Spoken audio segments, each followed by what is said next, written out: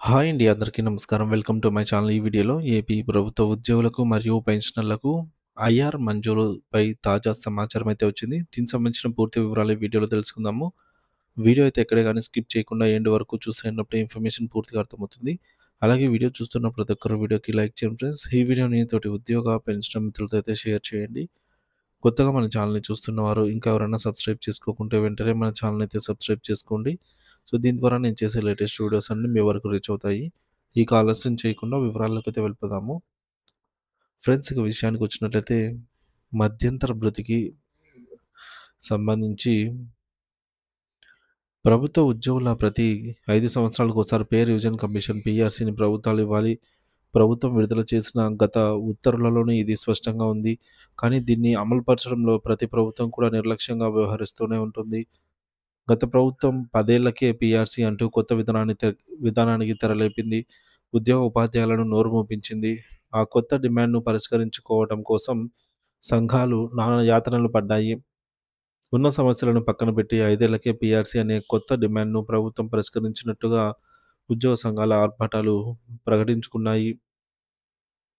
So, ఉద్యోగ సంఘాలు ఆర్భాటంగా అయితే ప్రకటించుకొని అయితే చెప్తున్నారు. అయితే ప్రస్తుతం కూటమి ప్రభుత్వం కూడా ఐఆర్ మధ్యంతర భృతిని ఆలస్యం చేస్తుండటం చాలా బాధాకరమైనటువంటి విషయము.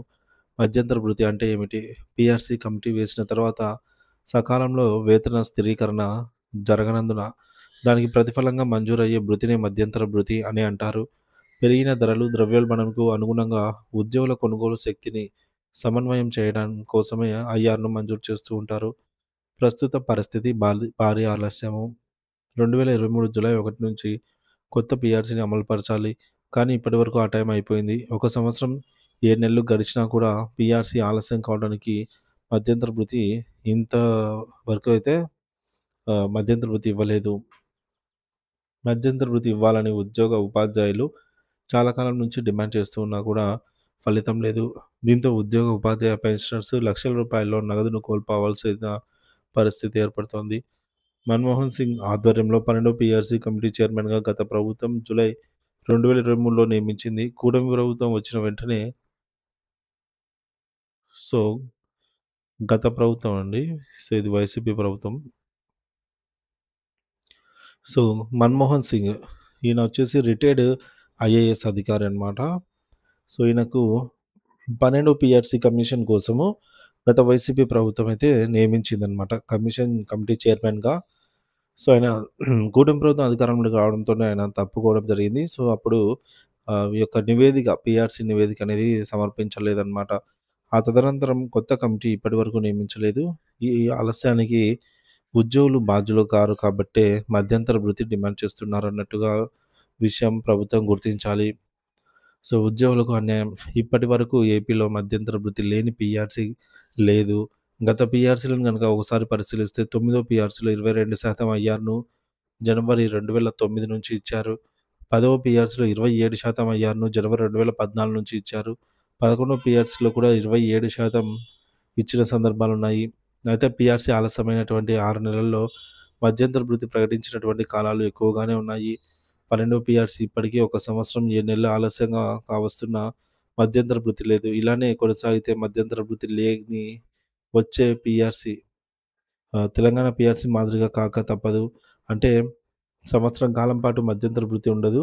పీఆర్సీ ఉండదు. దీంతో పెరిగిన ధరలకు అనుగుణంగా ద్రవ్యోల్బణం సూచిక ఆధారంగా పెరగాల్సిన వేతనాలు ఉద్యోగులకు, పెన్షనర్లకు చేజారిపోతాయి. దీంతో రాబోయే కాలంలో పీఆర్సీ కనుమరుగయ్యే ప్రమాదం కూడా ఉండవచ్చు. ఇప్పటికే రాష్ట్ర ఉద్యోగ, ఉపాధ్యాయులు సకాలంలో పీఆర్సీ పొందకపోవడం వల్ల ఒక విడత డీఏ అంతా కూడా నష్టపోయారు. మధ్యంతర భృతికి మంగళం పాడితే పీఆర్సీకి కూడా మంగళం పాడినట్లే అని అయితే చెప్పాలి. కాబట్టి పీఆర్సీ ఫిట్‌మెంట్ అనేటటువంటిది చాలా ముఖ్యమైనది. ఈ పీఆర్సీ ఫిట్‌మెంట్‌ను కూటమి ప్రభుత్వం నెరవేర్చాల్సి అయితే ఉంది. ప్రభుత్వంపై ఆశలు. ప్రభుత్వం సానుకూల వాతావరణంలో సంఘాలతో చర్చలు జరిపి ఈ సాగదీటకు చరమకాన్ని పడాల్సి అయితే ఉంటుంది. అయితే ఈ ప్రభుత్వంపై ఆశాభావం ఉంది. పీఆర్సీ ఆలస్యం కావటం వల్ల పదవీ విరమణ చెందే ఉద్యోగులపైన ప్రభావం చూపనుంది. దీనివల్ల పెన్షన్, ఆర్థిక లాభాలు తగ్గే అవకాశం ఉంది. కమ్యుటేషన్ చెల్లింపుల్లో మార్పులు ఉండవు. దీంతో లక్షలాది రూపాయలు నష్టపోవాల్సి అయితే వస్తుంది. పీఆర్సీ నోషనల్ పీరియడ్ ప్రభుత్వం నిర్ణయించే కాలాన్ని బట్టి ఇప్పటి నుంచి 2023 జూలై వరకు పదవీ విరమణ చెందేటటువంటి వారిపైన ఆర్థికమైనటువంటి నష్టాలుంటాయి. ప్రతిసారి పీఆర్సీ అమల్లో జరుగుతున్న జాప్యం వలన లక్షలాది రూపాయల బకాయిల రూపంలో ఉద్యోగులు నష్టపోవాల్సి వస్తోంది. సకాలంలో పీఆర్సీ కమిటీలు మధ్యంతర భృతి చెల్లిస్తే ఈ యొక్క అసలు సమస్య అనేదే ఉండదు. గత ప్రభుత్వం ఎప్పుడూ లేని విధంగా 27% ఇచ్చినటువంటి ఐఆర్ కంటే తక్కువ ఫిట్‌మెంట్ 23%తో పీఆర్సీ చేయటం వల్ల ఉద్యోగుల వేతనాలు ధరలకు అనుగుణంగా పెరగలేదు. ప్రస్తుత ప్రభుత్వం ఈ విషయాన్ని గమనించాల్సి ఉంటుంది. కావున నోషనల్ పీరియడ్ 2023 జూలై నుంచి ఏప్రిల్ 2024 వరకు సూత్రప్రాయంగా సూచించాల్సి ఉంటుంది. సదరు కాలానికి పెన్షన్ ఆర్థిక లాభాలు సవరణ చేసుకొనుటకు అవకాశం కల్పించాల్సి ఉంటుంది.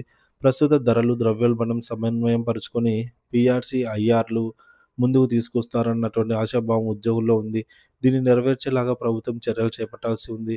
మరీ ఆలస్యమైతే ఉద్యోగులకు చాలా నష్టమైనటువంటి విషయంగా చెప్పుకోవచ్చు. కాబట్టి ఈ ప్రభుత్వం వెంటనే ఉద్యోగులకు సంబంధించినటువంటి ఐఆర్‌ను ప్రకటించాలని ఉద్యోగులు, పెన్షనర్స్ అయితే కోరుతూ ఉన్నారు.